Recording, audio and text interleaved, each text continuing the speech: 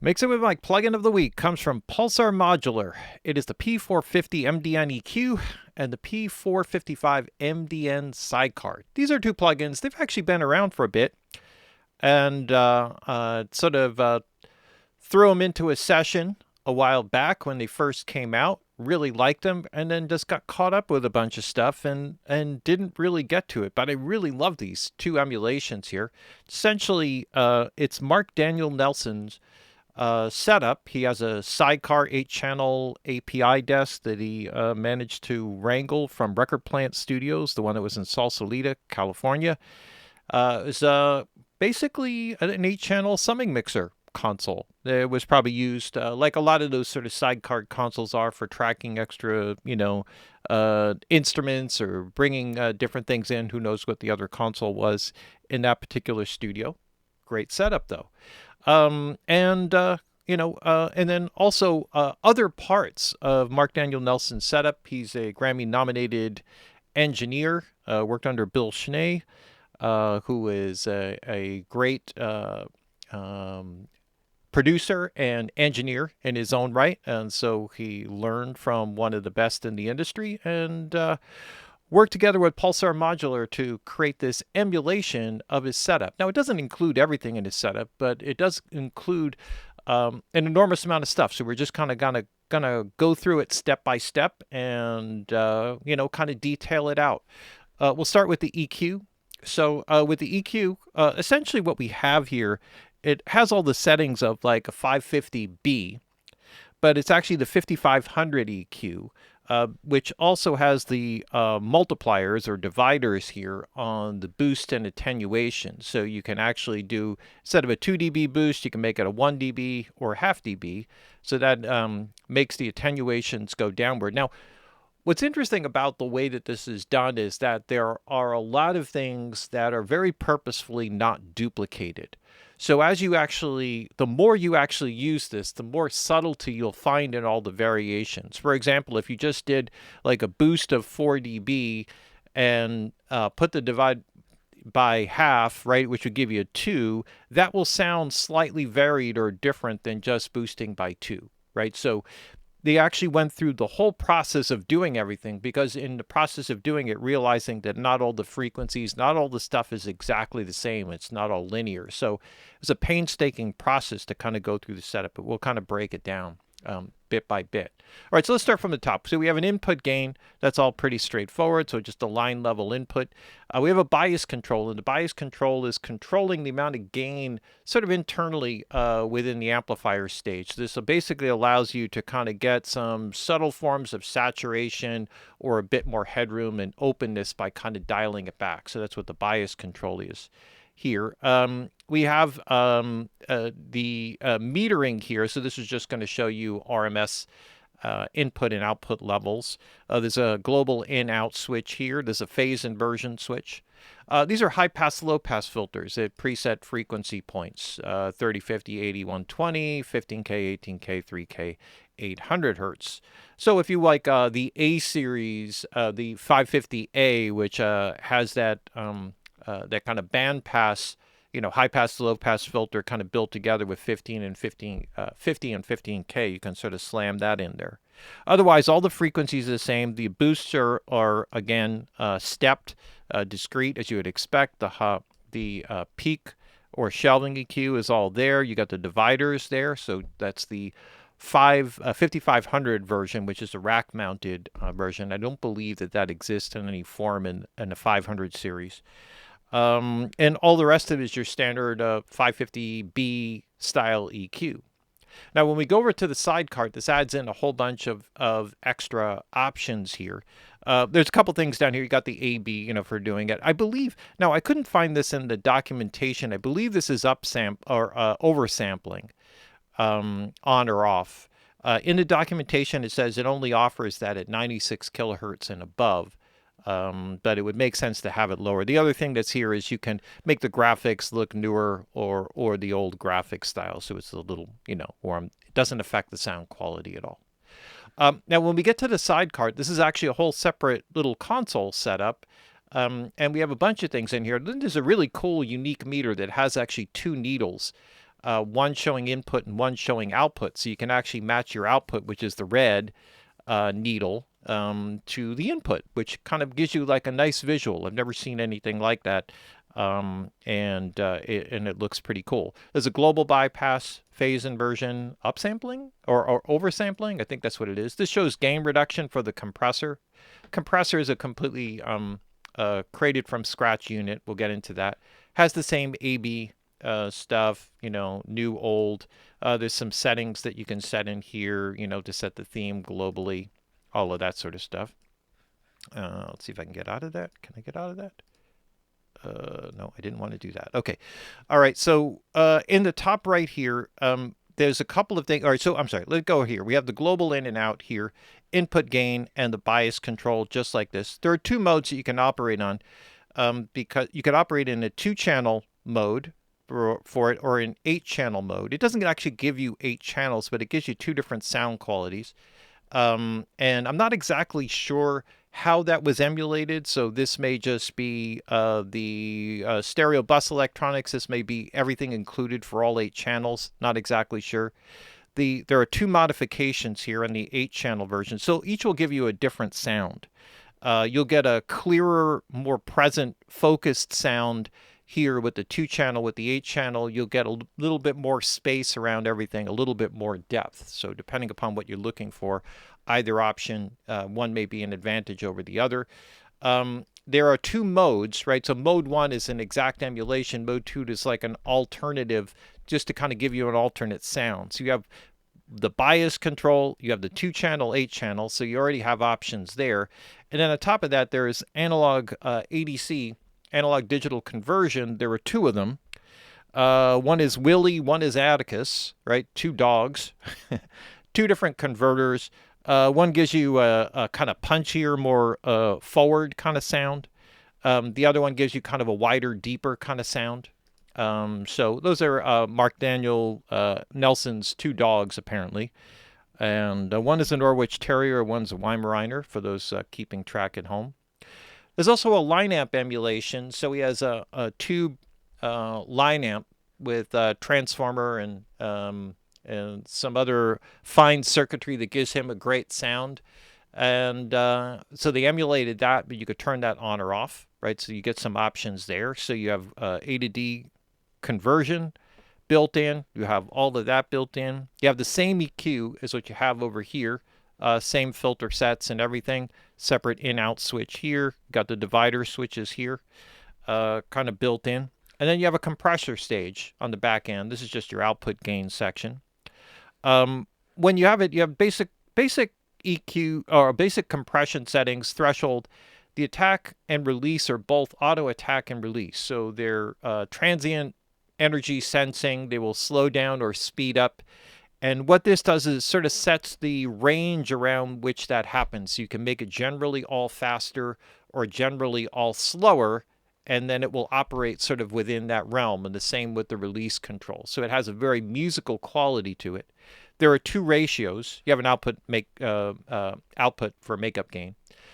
2 ratios. Ratio A is 1.2 to 1. Ratio B is 1.8 to 1. So both below 2 to 1. Again, kind of mastering. There's a sidechain filter here, 80 hertz high-pass filter for the sidechain. In and out switch separate. You have a global in and out switch, which will bring all of those elements in and out together. You can link the faders together. Otherwise, this is your total output gain for the device itself. You'll see some gain reduction settings up here. There's a little gain reduction LED, but if you want to see how many dB is actually going, it's all up here. And then there are preset menus and all of that sort of stuff. All right, pretty straightforward. Let's do an A/B example here. So I put together like a quick mix with, I don't know, maybe 10 tracks or so. And so let's have a listen. What I have here is I have one of these on the mix bus, right, for all of this. I also have one of the 455 sidecars on the piano, right? Those are the stereo tracks. Now, interestingly, this plugin only exists as a stereo on the stereo module, so it doesn't exist as a mono, which would be great. It may kind of, to some degree, sort of change the scope of it, but I would love to see a mono version of this.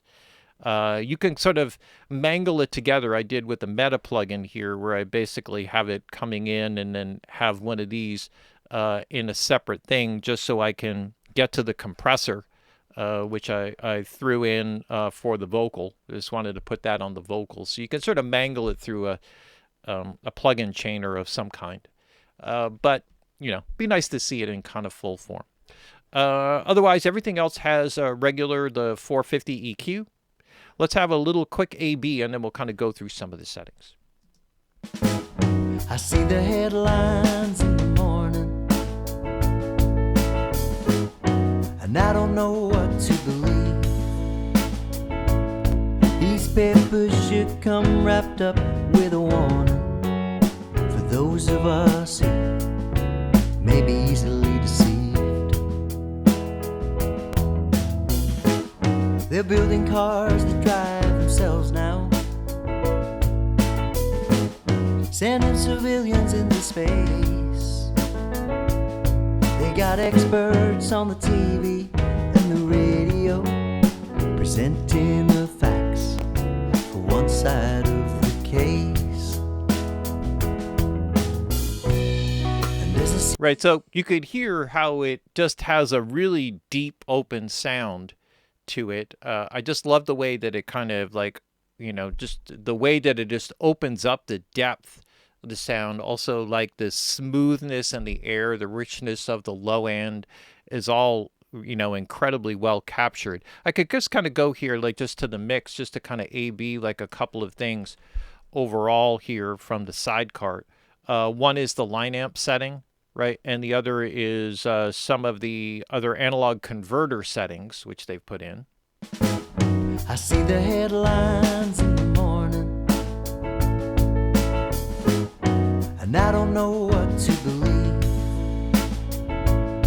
These papers should come wrapped up with a warning for those of us who may be easily deceived. They're building cars that drive themselves now,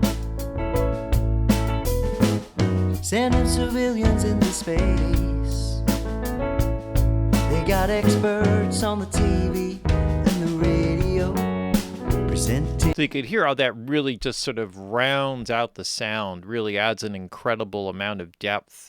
I'm going to leave this in here for a second. I just want to go through a couple of other different things here. Let's go through the two different analog modes here. Willie and Atticus. This is Willie here. I see the headlines in the morning, and I don't know what to believe. These papers should come wrapped up with a warning for those of us who may be easily deceived. They're building cars that drive themselves now, sending So you civilians. kind of get like a little bit of a warmer, richer sound here with Atticus. So I'm going to roll with that. I kind of like that. Let's check out the difference between the 2-channel and 8-channel version on the summing. I see the headlines in the morning, and I don't know what to believe. These papers should come wrapped up with a warning for those of us who may be easily deceived. They're building cars that drive themselves now, sending civilians into space. They got All right, so you have that difference there, and then you have the modification 2, which gives you another alternative. I see the headlines in the morning, and I don't know what to believe. These papers should come wrapped up with a warning for those of us who may be easily deceived. They're building cars that drive themselves now, sending civilians into space. They got experts. Right, so you get a different tonal character there. I'm actually making some different choices than in my initial setup here, which I kind of like. And then the difference between, let's just check this, between this and the 2-channel version. When you switch to 2-channel, this option doesn't exist. I see the headlines in the morning, and I don't know what to believe. These papers should come wrapped up with a warning for those of us who may be easily deceived. So I kind of like that, especially the way that it kind of brings out the vocal, right? So again, like some great tone options, right? So anything stereo that you already have a lot of tone shaping options right here, just sort of built in, and you know, like similar kind of thing, just with the piano kind of working with that. This is just on the whole mix. Then you have the bias control. Now this is not going to give you like heavy saturation, just to have an idea, but if you do sort of play with the different input levels and different bias controls and then balancing it with the output setting, you can get some varied results from that. I see the headlines in the morning, and I don't know what to believe. These papers should come wrapped up with a warning for those of us who may be easily deceived. They're building cars that drive themselves now, sending civilians into space. So obviously you got a more transparent sound as you bring it down. You get you know, a bit more grit out of it. Probably more appropriate to kind of either leave it straight up as is, or to pull it back just to sort of leave the headroom and the kind of openness. So again, you have all of that in there. Then you have all of the filters. I see the headlines in the morning. Right, and these are independent of the in-out switch. So these will kind of operate, you know, separately, just kind of on their own. And then you have all the basic EQ controls that are here. Really great API emulation. I see the headlines in the morning, and I don't know what to believe. These papers should come wrapped up with a warning. I just did an attenuation, just a slight attenuation on the low end here. Really nothing else here, just on the mix, but with the 0.25, so that's really only like a half dB dip. I want to get it a little bit into the compressor here. So pretty straightforward, like with the, here, let me just do this. Let me just copy that to B and play around. I see the headlines in the morning, 2 ratios. and I don't know what to believe. These papers should come wrapped up with a warning for those of us who may be easily. So A, I have the ratio B. I probably should have made that B, but let's see. I see the headlines in the morning, and I don't know what to believe. These papers should come wrapped up with a warning for those of us who may be easily deceived. They're building cars that drive themselves now, sending civilians into space. Right, so I kind of have it going in the slower direction, but I can make it more responsive, you know, kind of bounce a little bit. Probably not appropriate for this, but let's just check that out. I see the headlines in the morning, and I don't know what to believe. These papers should come wrapped up with a warning for those of us who may be easily deceived. They're building cars that drive themselves now,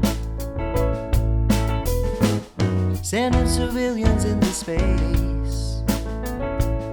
They got experts on the TV and think I prefer where I was here with the slower attack and release, but you can kind of get it, and it's very subtle. You know, it's really meant to be like a mastering grade kind of compressor. Again, it was sort of designed from scratch. It's not emulating anything.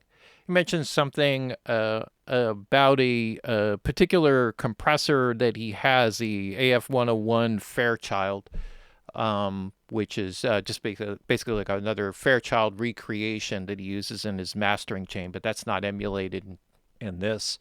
Although we're getting most of the other circuitry, and there's a lot to really play with here in terms of just tone shaping and really working with the sounds. The EQ just operate, really, in a straightforward way, just like any API, with the plus minus, whatever, with the step gain positions up and down, all the same filter shapes, and then having that multiplier or divider, I guess, for the whole thing actually helps tremendously, just to kind of shape, when you want to do something in a more subtle way, just giving you that option. That's always the frustrating thing, where you want something to be a little bit in between what it is, but you can kind of get to numbers that you need to get to just by using that divider switch. This one really blew me away, to be honest with you. I really meant to do this months ago, and my schedule was just really insane, so it sort of slipped through the cracks. But if you haven't checked it out, check it out. It's a Pulsar Modular, and is the name of the company. They have a whole series of plugins, kind of a unique following of people that are really into sort of the subtlety and the detail of it. The more you kind of dig into this, and you really, really, really do get a lot of tonal variation and kind of subtle differences between all the settings, and the way that it was emulated and kind of put together is really meant to articulate that. No shortcuts kind of put into the process, whether you said, oh yeah, this gain and this gain equals this, we'll just throw that in there. You actually went through and emulated every possibility to see what the actual minute differences are, so you kind of get that. And it comes across just in the openness and depth and the variation with the tonal character that you can bring in. So whether you use it for mastering or just like I did here in a mix, it's a really powerful one. There you have it. Plugin of the week from Pulsar Modular, the P450 MDN EQ, the P455 MDN Sidecar. MDN stands for Mark Daniel Nelson. Thanks to him for offering this up to be emulated. It's a really cool tool to have, worth checking out.